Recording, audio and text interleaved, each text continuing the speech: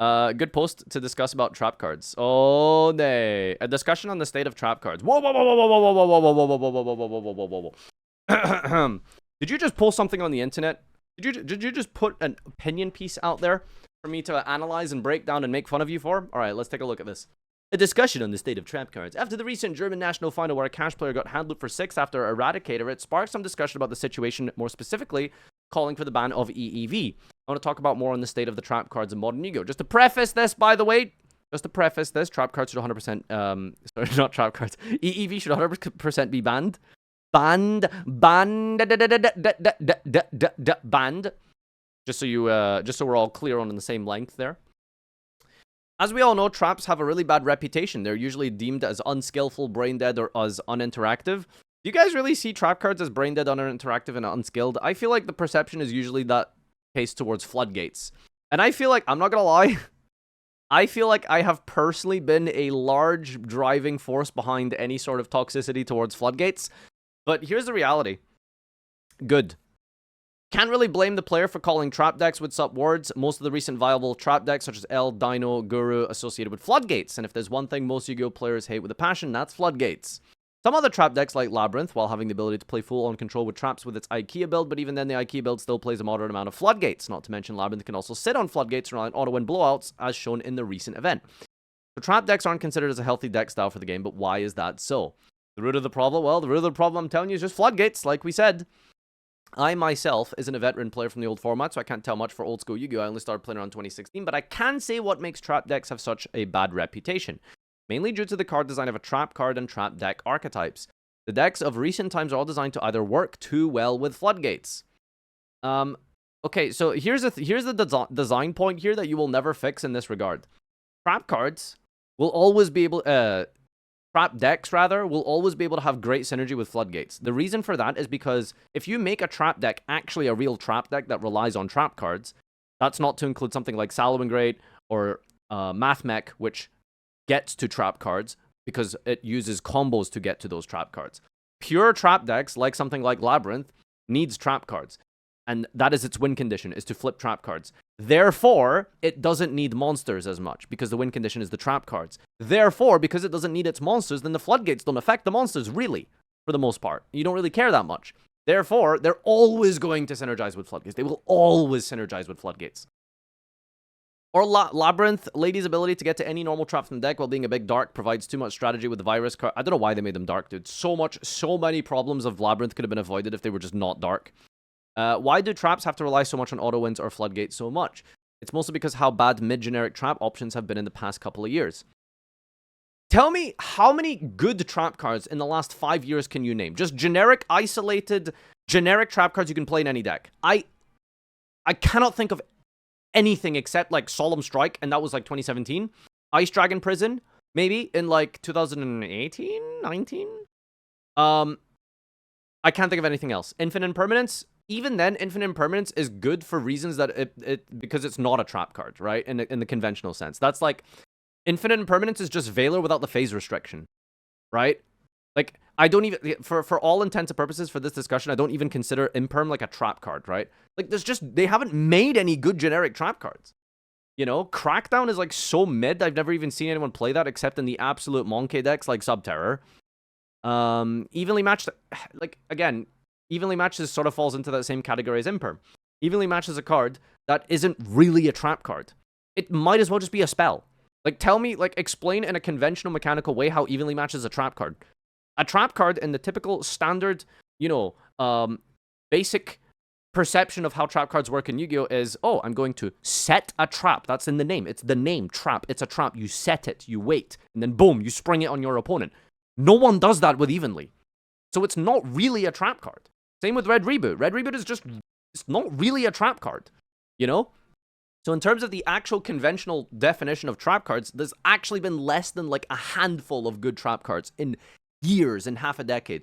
Ice Dragon, will half count Imperm, Solemn Strike, and that was like 2017. What else we got? Dogmatica Punishment. Punishment's pretty good. Daruma Cannon's decent. And like, what else? Like, that's it. That's it. Like, what else? D-Barrier? Buddy, D-Barrier is 6 years old. Do you feel old yet? Do you feel old yet? No. Hang on, can I do math? 4 plus 7. D-Barrier is 7 years old this year. Just to give you an idea of how long it's been since we've had good trap cards. Also, that thing's more of a floodgate, but anyway, that's besides the point. So, anyway, that's the reason. It's like your typical average, you know, 1-for-1 trade, back and forth, standard typical, you know, perception of how Yu-Gi-Oh's played, like setting a trap and springing it on your opponent. Literally less than 5 cards in the last, like, half a decade that have been printed that are actually good. A deck can't entirely rely on just its archetype, it must use cards outside, but the quality of the traps hasn't improved, or at least improved at a much slower rate than monsters and spells. Compulse and Torrential are still hardly regarded as the best generic traps in the game, despite being over a decade old by now. It's actually crazy to me how Torrential is still, like, one of the best trap cards in Yu-Gi-Oh! And it's been, like, which is kind of cool in one way, because usually cards that are 10 years old are good because they're extremely toxic and unfair. But Torrential is just a good card, and like it doesn't do anything absurdly unfair. Like you could play around that. Like if you fall into a Torrential, that's on you, buddy. That's should have played the game. You know why are you summoning a monster? What's wrong with you? But yeah, it's crazy that we've just never had something that just like replaces Torrential essentially. Hello, Mr. Farfa Man. Hello, Icy Fire. While those are good, they don't do enough. Most monsters have protection or floating. Most decks have extension. I mean, yeah, you very rarely will just win a game off of Torrential by itself. People sleep on Needle Sealing. Yeah, but even then, Needle Sealing is a card that was printed like, what, like 9 years ago or something? Needle Sealing's ancient as well. That was like literally one of the first, like, what, 5 sets of Yu-Gi-Oh! Was Needle Sealing? And if you're going to say Needle Sealing is a good card, well, then that just goes to show you how bad the recent traps have been. While those are good, they don't do enough. Most monsters have protection or floating. They have extension, the ability to go plus with ease, which means 1-for-1 trades like Compulse play around them. Torrential feels it isn't as good as it was years ago.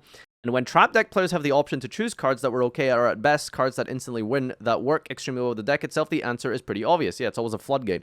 Viruses, D-Barrier, floodgates. Cards designed for such fast-paced Yu-Gi-Oh! We currently have, they were a product of the past when passing 2 to 3 turns didn't mean sudden death.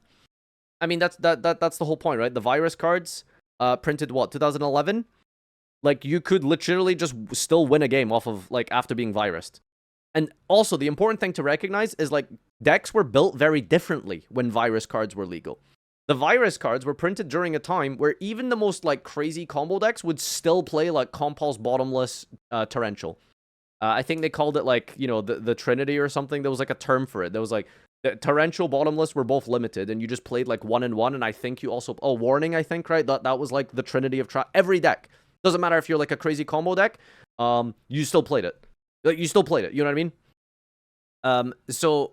if they virus your combo portion of your deck, you can literally just set a trap card and survive for like 3 turns. Like, that was the playstyle back then. Virus cards weren't always like auto-win blowouts.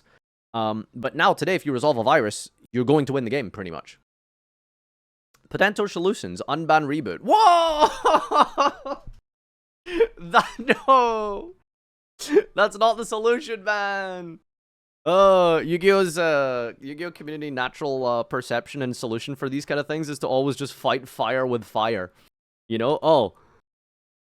Trust me, I am pretty biased when it comes to combo decks. My inner, like, Block Dragon Adamancipator Demon would love nothing more than to put Reboot to 3. Because I don't really like to play trap decks. But even I know that that's a terrible idea. That's a terrible idea. Ban the virus and the problem cards. While Solution 2 is obviously better, it would require the banning of too many cards as well as Konami tendencies to make band-aid solutions. Yeah, it's a bad idea because Konami just won't do it, unfortunately. That's just that's the reality. Even for the ideal solution, it has drawbacks. Banning the virus and others will only solve the current issue. Later in the future, some decks can just abuse some other toxic floodgates, which then prompt another ban, which isn't sufficient. Okay, hang on, but why? Why not? If a card becomes problematic and then you ban it, and then another card becomes problematic, you also ban that one, and then you just keep doing that until the cards are no longer problematic. It's almost as if we just get rid of floodgates, the game becomes so fun. Like, just ban 60 floodgates? Has anyone actually done, like, a count of how many, like, generic floodgates there are in Yu-Gi-Oh! That should probably be banned? You know, if we can include every barrier statue, every, you know, Necro Valley, Secret Village... the typical continuous rivalry, peekaboo, blah, blah, blah, blah, blah. Like, I don't care if you have to ban 60 cards. The game will be more fun. That's just a fact. That's just the reality. The game will be more fun. I suggest a change in card design for generic traps as well as traps, so trap cards and trap decks can move in a better direction. Dude, I don't know. It's like they printed Ice Dragon Prison. That's like one of my favorite cards of all time. I love Ice Dragon's Prison, and it's not like a crazy broken unfair trap card. It's actually, it can win you the game easily against some decks. Like you flip an Ice Dragon Prison against some deck, like you bring back a Tenyi against Sword Soul, and then you banish their normal summon Taya or something. Like that can literally win you the game on the spot by itself. I think it's great. You know, they just need to make more of it. Generic traps have more impact on the game without just floodgating. My favorite example is Daruma Cannon, a high-impact trap that reward usage on the right time while still having counter methods. I think Daruma Cannon is great. The only problem with Daruma Cannon is it's not that great going second. It's only really good going second against, what, Link monsters specifically? But I think it's a very good card. And I think that they should just keep doing more stuff like that. Traps have less synergy with floodgates or make it so their main game plan is objectively better than floodgating the opponent. For as much as I hate the deck artwork, Trap Tricks is a well-designed trap deck. That's true. That's true. Hate it as much as you want. The Trap Tricks community is usually filled with a lot of interesting characters and normal people. But Trap Tricks is a very well-designed trap deck. Trap Tricks is the trap deck. I mean, okay, it's a mid-range deck that searches and sets trap cards, okay? I think you could still probably call it a trap deck. It doesn't synergize well with the floodgates, and its main game plan is objectively better than just sitting on a Gozen. Addressing traps as being too slow. One of the main arguments to why traps needs its floodgates and auto wins blocks because traps are too slow. They can't really play as monsters, which I say just design traps that aren't slow. I kind of like the idea of experimenting with more trap monster decks. I feel like Paleo was a really good direction, you know? I would love to see like a Paleo 2 deck, essentially. I think that might be a good way to advance the trap lineup of Yu-Gi-Oh decks, I feel.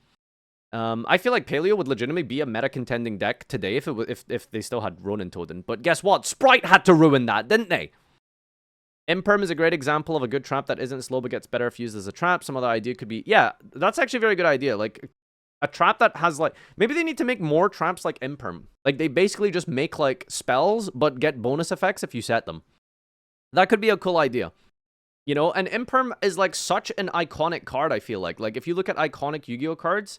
Outside of the usual casual bat chest, blue eyes, Dark Magician, in terms of the iconic competitive Yu-Gi-Oh cards, Imperm is such an iconic card. It created an entire, like, column meme. Like, everyone who plays Yu-Gi-Oh today, every competitive player who, like, has any idea how to play Yu-Gi-Oh will always play around Imperm.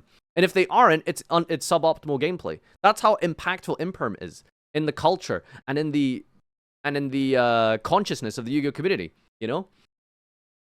It can be activated from your hand during your turn with a discard as a cost, but if it was previously set there, it won't be as a discard cost and can bounce up to 2 monsters. There's like a card that already does that called Get Out. I'm really sad that Get Out hasn't seen more play. I think that card is really cool. This has been my takes on the state of trap card. This is a very good post. This is the first ever good Reddit post. Wow, what a great discussion. Well done. There you go. Good post. Good post. Everyone give this person a hand job. Sorry, a clap. That's the word.